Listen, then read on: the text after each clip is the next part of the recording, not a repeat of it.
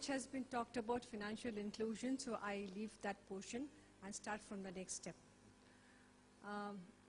This is from our experience. We have found that while the first microfinance loan is taken by a woman, in 60–70% cases, it is to do a business along with the husband, or to put it nicely, or maybe the husband takes away the money. That is a very blunt way to talk about it. But then, since the lady takes the money, she feels responsible for it because she is accountable to make the repayment to the institution. So she starts taking an interest in that business. So this is the first step of empowerment. Now we have seen from our practice, from the records, that in the second cycle, usually she starts thinking of something on her own. And thereafter, the progression starts. It could be anything. It could be a vegetable selling, simple thing. It could be a tailoring. It could be a shipbuilding and various other things. It could be a tea shops, a very small thing. We have examples where the lady started with small tailoring. Slowly she graduated. She kept somebody else to assist her. Then she became a garment manufacturer. She kept maybe 5–6 persons to assist her. So there is a progression from a simple woman borrower to an entrepreneur. So that is also we have seen. Now with this, what comes? We have done a little bit of a study here and there, and we found that the woman, the first thing she does is, I think I spoke about it in the morning session, that she is concerned about the children's education. So she starts saving money and utilizing it for the children's education.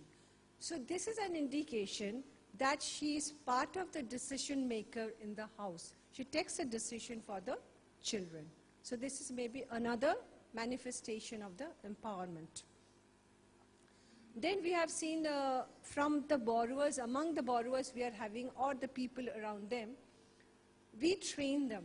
See how health volunteers come out of it. See, they are slowly told that what are the things they should do, do's and don'ts. They must have healthy, to keep healthy, they must have a good water to drink. All those things are taught to them. Then simple medication, so that it doesn't aggravate. Now these volunteers are first trained, then they visit the houses. Now here they take upon the responsibility to tell the other women in that locality, look, these are the things you must do and these are the things you should not do. And so other women actually regard them as a semi-doctors. So they can give simple medicines, or if it's a little complicated case, they take them to the nearby hospitals. Then we have the women from where the teachers we pick up.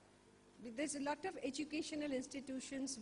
I should not say institutions. These are very simple structures. The schools are being run. Now these are the women who come and teach the students. They will pick up the students, and then we are capable of doing something.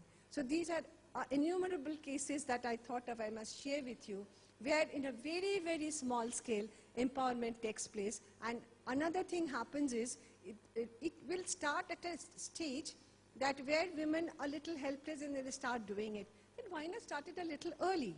So maybe the schools that we are running, there itself we make them aware that these are the things you must do. I must share with you my experience in Bangladesh.